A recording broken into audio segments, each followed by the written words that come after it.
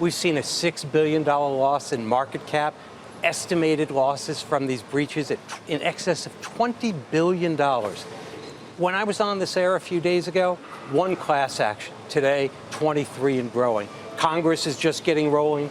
The insurance companies have yet to file their subrogation actions. The banks have yet to file their lawsuits. This is ugly. The facts are still unfolding. It's going to get worse. I don't know about you, but I'd rather invest in a company selling nuclear technology to North Korea, because this is nuclear, and Equifax is glowing right now. This is bad. Marc Lopresti, you're taking the other side of that trade?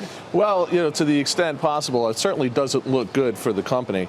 What I'm struggling with is we're going to have another situation here where the shareholders are ultimately going to be the ones that take the most of the pain, right? And given the alleged extent of the breach, 143 million, I think, affected, a lot of those shareholders are also people whose personal information was hacked.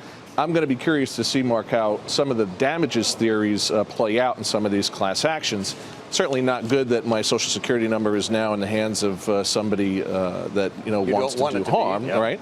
But how am I damaged, and exactly what measure of financial harm did I suffer in those cases? So it's going to be very interesting to see how that plays out. Absolutely. I feel sorry for the shareholders, and it is unfortunate, but that doesn't impact the fact that consumers are hurt, and it doesn't impact the level of damages right now. That $20 billion number I talked about comes from Gartner Group, based on an IBM methodology.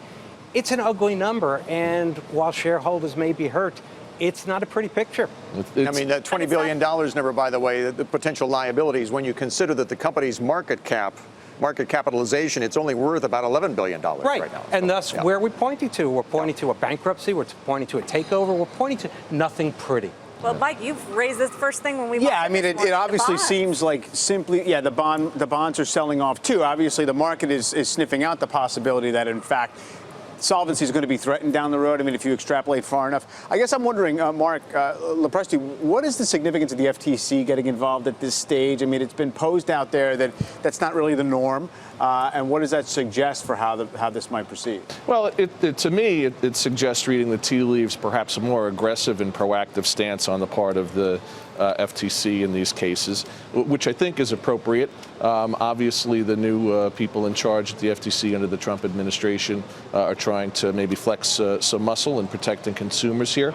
But it raises a really good question, and to me, it's one of the things that's at the heart of this story is, how do you change the consumer behavior in this country?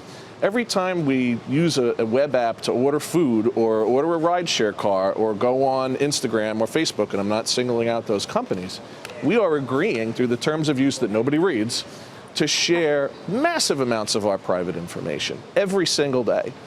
How are we going to change those behaviors? Can you change those behaviors so that our personal information is really protected? And Marc Grossman, with Congress getting involved with their investigations, Rick Smith's going there to testify, could this potentially lead, as it often does, to a new law?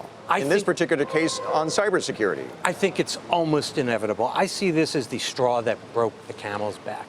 When you think about it and you compare our privacy protections to what they have in the EU, it's a joke in this country. We have protections on videotape rental. So what should that law look like? What would it say?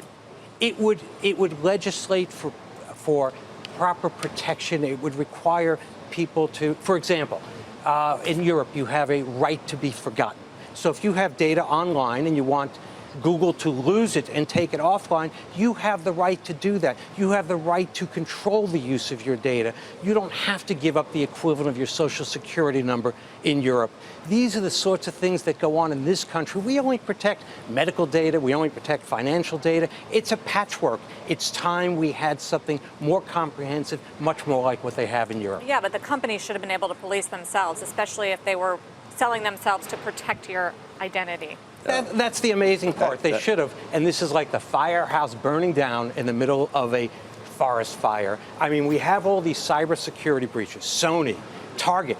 This is the repository of everybody's data, and they couldn't protect it. But you know what?